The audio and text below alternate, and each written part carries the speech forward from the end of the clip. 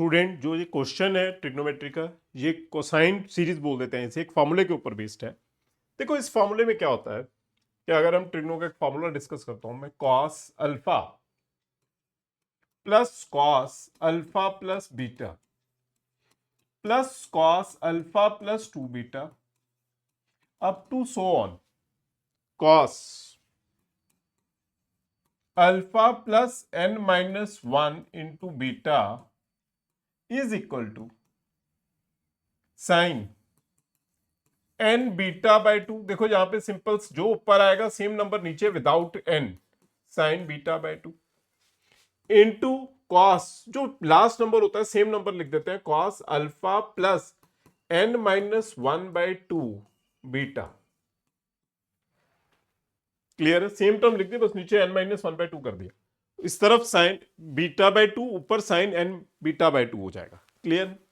अब इस क्वेश्चन में ये वाला फॉर्मूला अप्लाई हो रहा है डायरेक्ट, और बहुत इजी क्वेश्चन है, कुछ भी नहीं है, बस फॉर्मूला याद है तो कोई भी प्रॉब्लम नहीं होगी। बस बेस्ड ऑन फॉर्मूला है, इस फॉर्मूला के ऊपर बेस्ड है।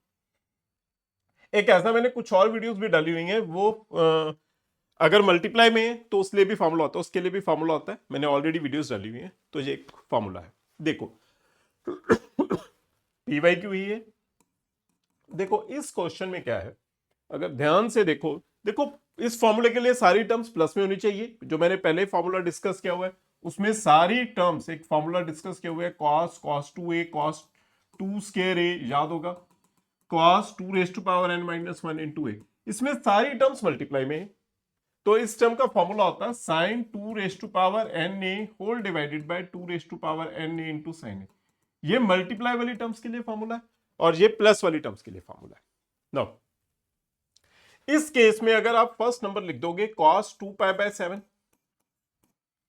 नेक्स्ट नंबर अल्फा डायरेक्टली दिखाई देगा 2 पाई बाय 7। नेक्स्ट नंबर देखो cos 2 pi by 7 plus 2 pi by 7।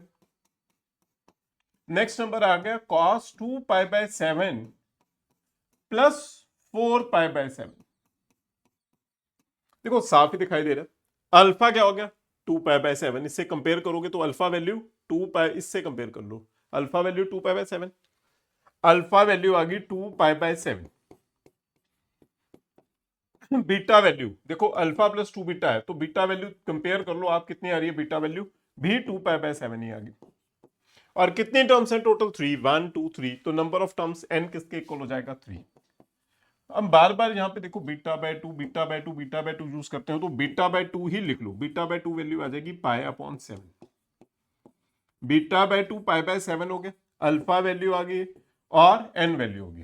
Plus वाला क्वेश्चन है, डायरेक्टली फॉर्मूला अप्लाई कर दो, आंसर बन जाएगा।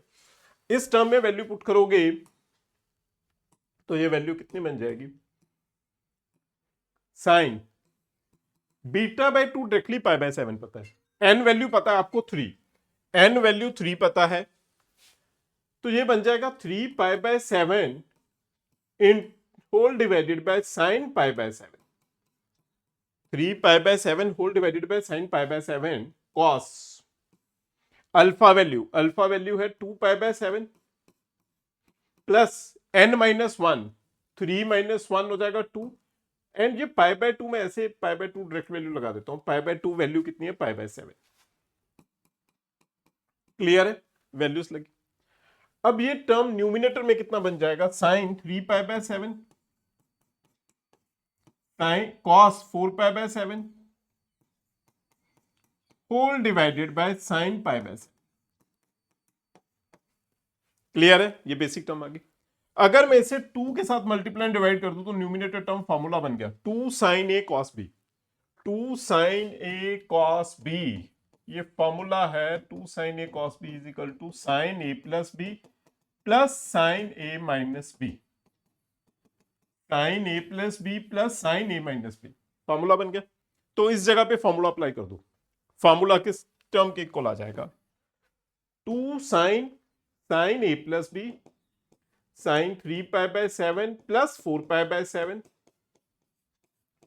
Plus sine 3 pi by 7 minus 4 pi by 7 whole divided by, नीचे हो जाएगा 2 साइन पाई बाय 7। क्लियर है?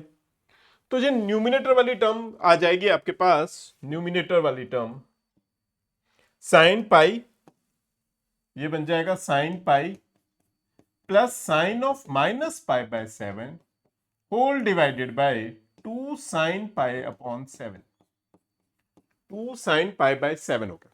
क्लियर है? न्यूमिनेटर वाली टर्म साइन पाई हो गया। आपको पता होगा sine pi value 0, sine pi 0 हो जाएगा, साइन पाई 0 आ जाएगा। देखो फर्स्ट नंबर तो 0 हो गया, साइन पाई 0, ये नंबर माइनस बाहर आ जाएगा, माइनस बाहर आ गया तो ये बन जाएगा minus sine pi by 7 whole divided by 2 into sine pi by 7। Sine pi by 7 cancel, final answer आ गया, साइन पाई बाय 7 कैंसल और फाइनल आंसर बन के आएगा -1/2। बी ऑप्शन फाइनल आंसर है। बस फॉर्मूला बेस्ड क्वेश्चन है, कुछ भी मुश्किल नहीं है। अगर प्लस वाली टर्म है तब ये यूज करोगे। क्लियर है? Thank you students.